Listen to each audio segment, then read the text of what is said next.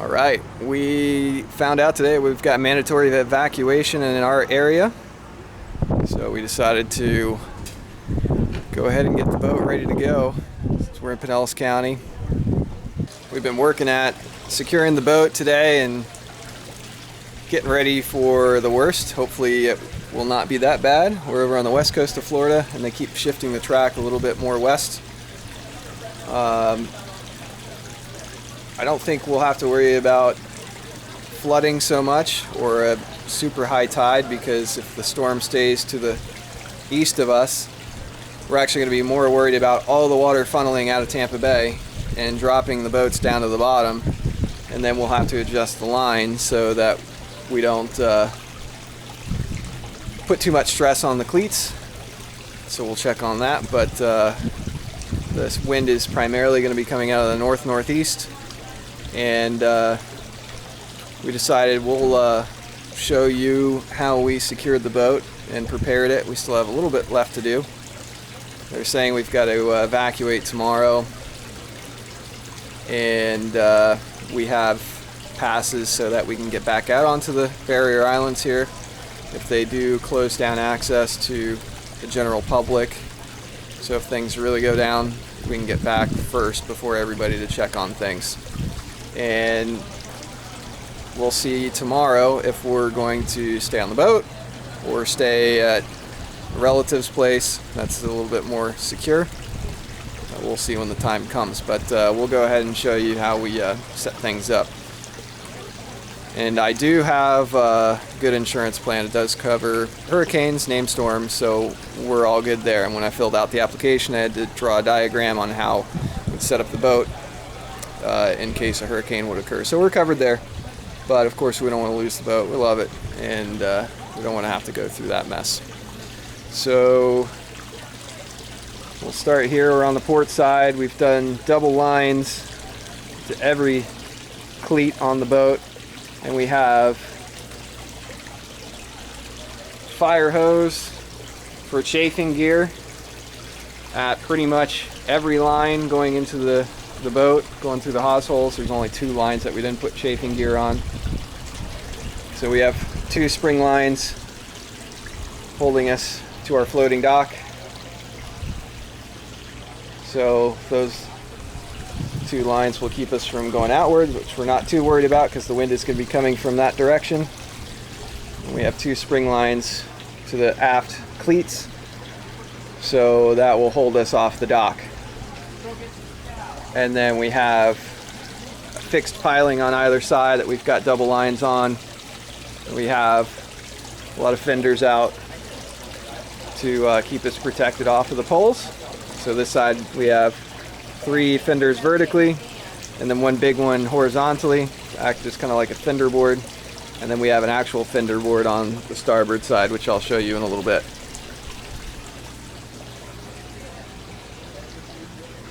So we are on floating docks, and we've got about 14 feet of pole before the docks would pop off, but like I said, we're not too worried about the flood tide as much as we are worried about the tide going low on the storm, so that's a little bit different. So we've got...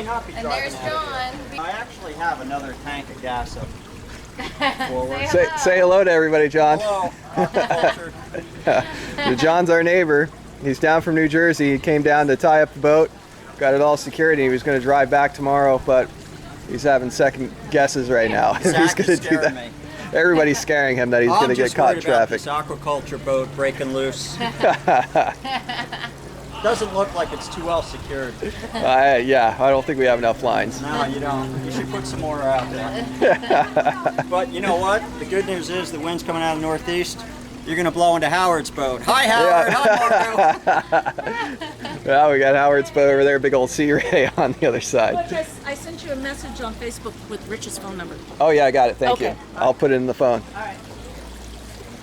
Everybody in the marina is getting prepared, and luckily everybody's pretty sharp. And you know, usually you got to worry about others around you that don't prepare their boats so well, but everybody's doing a pretty good job. So happy about that. So Amira has worked very hard helping me today. We worked pretty much all day. I literally Disgusting. Her Aqua-Cultured shirt is nasty. She shouldn't have worn a white shirt today. I know. I'm so gross. It's unreal. Horrible. I worked hard though. Yeah, it was hot today. It was so hot. I think very that hot. There was definitely, we're probably dehydrated, so why not drink some nice light beer?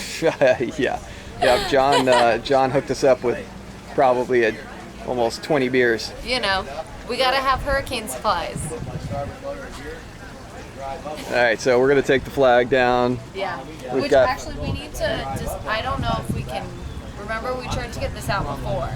Oh, we'll get that out. Okay, you That's think no we problem. can? And I took the valve pole out. Okay, we've tried to get this out before and we had difficulty. We'll get it out. Okay, we'll get it out. No problem. There we got fenders galore on the dock and on the boat. Hey, that's the one you blew by mouth.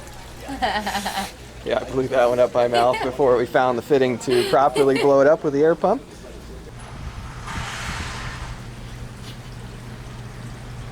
It's like a grenade. And if things come down to it, we're going to disconnect our shore power and turn off our refrigeration and anything other than the bilge pumps. So all of the electricity goes to the bilge pumps.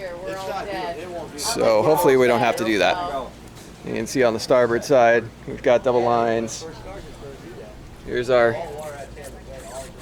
fire hose, chafing gear. You can see our fenders galore up there with the fender board. Protect us on that piling. All right, we're going to show you more stuff that we've prepared. We took the table off, so don't have to worry about that. These, we'll get rid of all this stuff, of course. Couches are classy couches. We'll get strapped to the sides there. We'll take the cushions off. Take our little line bags off. Took our boat hooks that are usually up here. Those are off.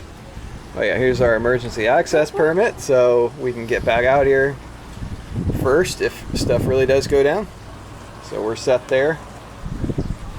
Be patient. Access to affected areas will be controlled. That's right. You won't be able to return home until search and rescue operations are complete and safety hazards such as downed power lines are cleared.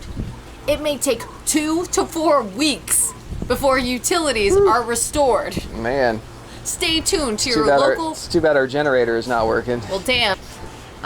Stay tuned to your local radio and TV stations for information about emergency medical aid, food, and other forms of assistance.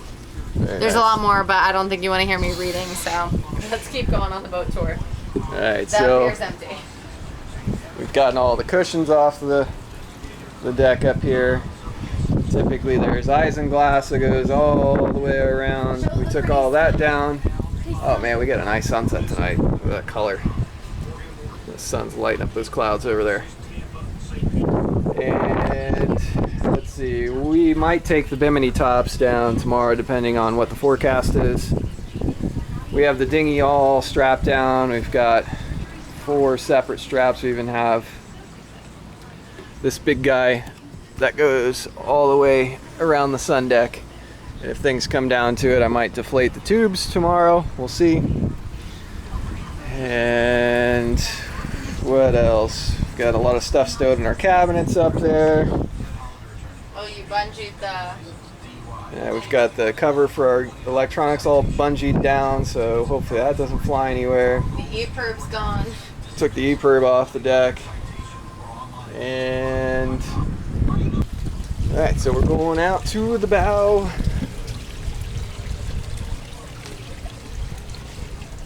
You can see how we've got the fenders rigged up over here to fend us off of the poles. We've got double lines going to our cleats. We've got 4 fenders over here with a fender board. And like I said, we're not too worried about the tide going up too high. Actually worried about it going down low because all the water's going to get blown out of Tampa Bay. So we'll loosen them up a little bit more so that we can go down with the tide and it won't strain the cleats too much. And then, Show your balls. just in case somebody breaks free, we've got a couple of fender balls hanging on the front, so any other boats that might come loose from any boat lifts or anything else, any other debris, protect our bow. And normally we have a Burgee flag there, we took that off. Bye, Burgee. And that's We pretty have our much it. Nice waterproof hatch cover now. Yeah, we got the canvas cover there to help deflect the water a little bit.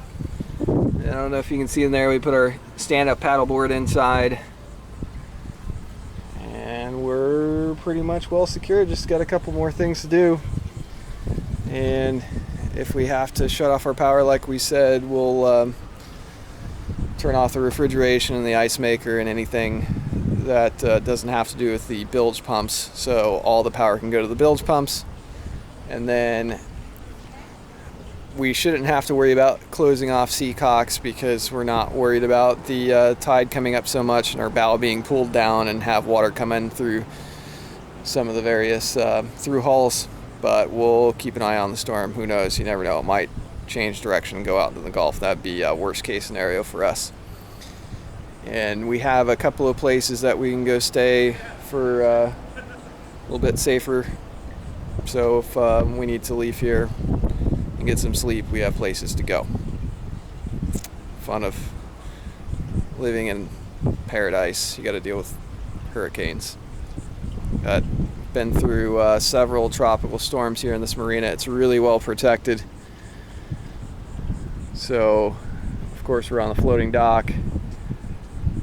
Set up nicely. It's very protected in here. And